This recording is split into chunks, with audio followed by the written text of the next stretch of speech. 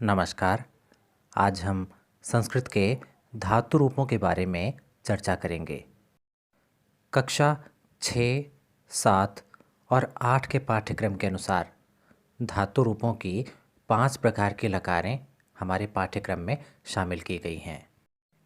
ये 5 प्रकार की लकारें हैं लट लकार, लृट लकार, लंग लकार, लोट लकार और विधिलिंग लकार।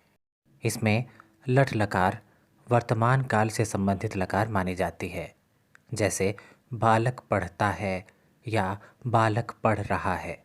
इसी प्रकार लृट लकार जो कि भविष्य काल के लकार है, जैसे बालक पढ़ेगा, मैं पढ़ूंगा इत्यादि। तीसरी लकार लंग लकार, ये अतीत काल से संबंधित मानी जाती है, जैसे बालक ने पढ़ा, मैंने खाना खाया इत्यादि। चौथी लकार अर्थात लोट लकार में आदेशात्मक भाव उत्पन्न होगा, जैसे तुम पढ़ो, तुम विद्यालय जाओ इत्यादि। और अंतिम विधिलिंग लकार में चाहिए शब्द का भाव उत्पन्न होगा, जैसे बालक को पढ़ना चाहिए, तुम्हें विद्यालय जाना चाहिए इत्यादि। हम सभी जानते हैं कि संस्कृत में 3 प्रकार के वचन पाए जाते हैं, जैसे एक वचन जिसमें एक व्यक्ति या एक वस्तु का बोध हो, द्विवचन जिसमें 2 व्यक्तियों या 2 वस्तुओं का बोध हो, और बहुवचन जिसमें 2 से अधिक या अनेक वस्तुओं और व्यक्तियों का बोध हो। इन तीनों वचनों के साथ ही हम संस्कृत के तीनों पुरुषों के बारे में भी जानेंगे, जो कि हैं प्रथम पुरुष, मध्यम पुरुष और उत्तम पुरुष। प्रथम पुरुष का अर्थ है किसी भी व्यक्ति का नाम, जैसे राम, श्याम, देव, लता इत्यादि। इसे समझने के लिए हम यहाँ बालक की विभक्तियों का प्रयोग कर रहे हैं। बालकः, बालकौ, बालकः। इसमें बालक शब्द एक वचन है, इसका अर्थ हुआ एक बालक। और द्विवचन के नीचे आया हुआ बालकौ शब्द द्विवचन अर्थात 2 बालकों का बोध कराता है। इसी प्रकार बहुवचन के नीचे आया हुआ शब्द बालकः अनेक बालकों को प्रदर्शित करता है। सरल शब्दों में समझें तो बालकः का अर्थ हुआ एक बालक, बालकौ 2 बालक और बालकः अनेक बालक। इसके बाद मध्यम पुरुष के बारे में जानेंगे। मध्यम पुरुष में तुम शब्द से संबंधित व्यक्ति आते हैं, जैसे त्वम, युवाम, यूयम। इसमें त्वम एक वचन का शब्द है, जिसका अर्थ हुआ तुम। ये एक व्यक्ति को प्रदर्शित करता है।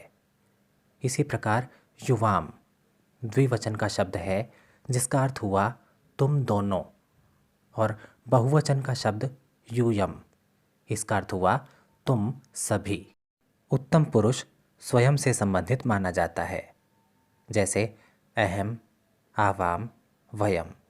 इसमें एक वचन के नीचे आया हुआ अहम शब्द, इसका अर्थ है मैं।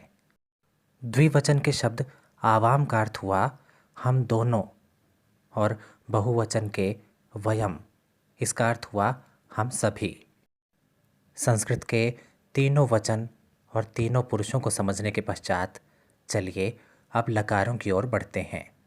यहाँ हमने उदाहरण स्वरूप पठ की लकारों का प्रयोग किया है।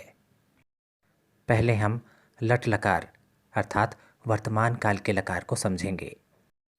इसका प्रथम पुरुष होगा पठति, पठतः, पठन्ति। पठते का अर्थ हुआ पढ़ता है या पढ़ रहा है, जैसे कि बालक पढ़ता है या बालक पढ़ रहा है। इसी प्रकार द्विवचन का शब्द पठतः, इसका अर्थ हुआ 2 बालक पढ़ रहे हैं। और बहुवचन के पठन्ति शब्द का अर्थ हुआ सभी बालक पढ़ रहे हैं। इसी प्रकार मध्यम पुरुष में पठसि, पठथः, पठत। हम जानते हैं कि मध्यम पुरुष तुम शब्द से संबंधित माना जाता है। तो पठसी का अर्थ हुआ तुम पढ़ रहे हो, पठथः अर्थात तुम दोनों पढ़ रहे हो, और पठत तुम सभी पढ़ रहे हो। और उत्तम पुरुष में पठामि, पठावः, पठामः। हम जानते हैं कि उत्तम पुरुष स्वयं से संबंधित माना जाता है, इसलिए पठामि का अर्थ हुआ मैं पढ़ रहा हूँ, पठावः अर्थात हम दोनों पढ़ रहे हैं, और पठामः जो कि बहुवचन का शब्द है, इसका अर्थ हुआ हम सभी पढ़ रहे हैं। चलिए अब इसकी दूसरी लकार की ओर बढ़ते हैं, जो कि लृट लकार अर्थात भविष्यकाल से संबंधित मानी जाती है। पठ की लृट लकार का प्रथम पुरुष होगा पठिष्यति, पठिष्यतः, पठिष्यन्ति। हमने प्रथम पुरुष में बालक शब्द को आधार माना था। इस प्रकार बालकः पठिष्यति, इसका अर्थ होगा बालक पढ़ेगा, क्योंकि ये भविष्यकाल की लकार मानी गई है। इसी प्रकार पठिष्यतः, इसका अर्थ हुआ द्विवचन के अर्थात दो बालक पढ़ेंगे, और पठिष्यन्ति जो कि बहुवचन का शब्द है, इसका अर्थ होगा सभी बालक पढ़ेंगे। इसी प्रकार मध्यम पुरुष में पठिष्यसि, पठिष्यथः, पठिष्यथ। पठिष्यसि का अर्थ हुआ तुम पढ़ोगे, पठिष्यथः अर्थात तुम दोनों पढ़ोगे, और पठिष्यथ इसका अर्थ हुआ तुम सभी पढ़ोगे। और इसके उत्तम पुरुष की बात करें तो बनेंगे पठिष्यामि, पठिष्यावः और पठिष्यामः। पिछले शब्दों की तरह इसमें भी उत्तम पुरुष जो कि स्वयं से संबंधित माना गया है। पठिष्यामि का अर्थ होगा मैं पढ़ूंगा, पठिष्यावः अर्थात हम दोनों पढ़ेंगे, जो कि द्विवचन के शब्द हैं, और पठिष्यामः बहुवचन अर्थात हम सभी पढ़ेंगे। इसके बाद तीसरी लकार लंग लकार की ओर बढ़ते हैं। लंग लकार को अतीत काल अर्थात बीते हुए समय के लकार माना गया है। इसके प्रथम पुरुष के रूप बनेंगे अपठत, अपठताम, अपठन। इसमें अपठत का अर्थ हुआ बालक ने पढ़ा, क्योंकि हमने इसमें बालक शब्द को आधार माना था। इसी प्रकार अपठताम जो कि द्विवचन का शब्द है, इसका भाव होगा दोनों बालकों ने पढ़ा, और अपठन इसका अर्थ होगा सभी बालकों ने पढ़ा। मध्यम पुरुष में अपठः, अपठतम, अपठत। मध्यम पुरुष जो कि तुम शब्द से संबंधित माना जाता है। इसमें अपठः एक वचन का अर्थ होगा तुमने पढ़ा। इसी प्रकार अपठतम द्विवचन, इसका अर्थ हुआ तुम दोनों ने पढ़ा, और अपठत बहुवचन का अर्थ हुआ तुम सबने पढ़ा। इसके बाद उत्तम पुरुष में अपठम, अपठाव, अपठाम। उत्तम पुरुष स्वयं से संबंधित शब्द माना गया है। इसमें अपठम एक वचन का अर्थ हुआ मैंने पढ़ा, अपठाव द्विवचन, इसका अर्थ हुआ हम दोनों ने पढ़ा, और अपठाम जो कि बहुवचन का शब्द है, इसका अर्थ हुआ हम सभी ने पढ़ा। इसके बाद लोट लकार की ओर बढ़ते हैं, जिसे आज्ञार्थक या आदेशात्मक लकार माना जाता है। इसमें प्रथम पुरुष के रूप बनेंगे पठतु, पठताम, पठन्तु। प्रथम पुरुष में हमने बालक शब्द को आधार माना था। इस प्रकार बालकः पठतु, इसका अर्थ होगा एक बालक पढ़े, अर्थात एक बालक को पढ़ने का आदेश दिया जा रहा है। इसी प्रकार द्विवचन के पठताम, इसका अर्थ होगा दो बालक पढ़ें, अर्थात दो बच्चों को पढ़ने का आदेश दिया जा रहा है। इसी प्रकार बहुवचन के पठन्तु का अर्थ होगा सभी बालक पढ़ें, अर्थात सभी बालकों को पढ़ने का आदेश दिया जा रहा है। इसके बाद मध्यम पुरुष के रूप बनेंगे पठ, पठतम, पठत। मध्यम पुरुष में तुम शब्द को आधार माना गया है। इस प्रकार पठ इसका अर्थ होगा तुम पढ़ो, एक वचन में। इसी प्रकार द्विवचन के पठतम का अर्थ होगा तुम दोनों पढ़ो, और बहुवचन के पठत शब्द का आदेशात्मक भाव होगा तुम सभी पढ़ो।